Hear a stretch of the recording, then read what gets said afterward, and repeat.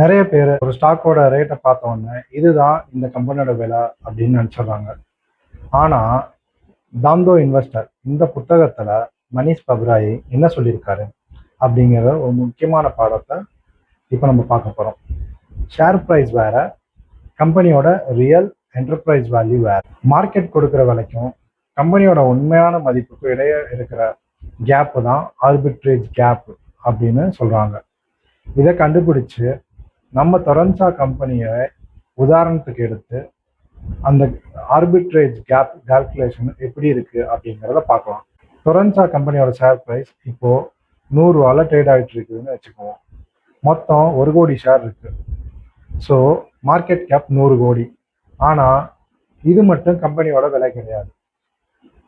கம்பெனிக்கு 20 கோடி long term டெப்ட் இருக்கு. கையில் 5 கோடி கேஷ் இருக்கு. இதை கழிச்சாதான் நெட் டெப்ட் 15 கோடி வரும்.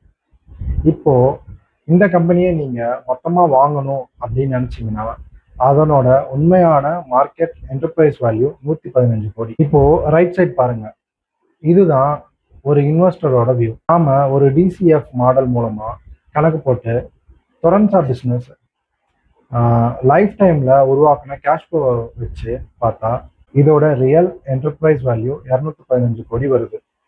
அதாவது ஒரு ஷேரோட உண்மையான வேல்யூ என்னன்னா 200 ரூபா.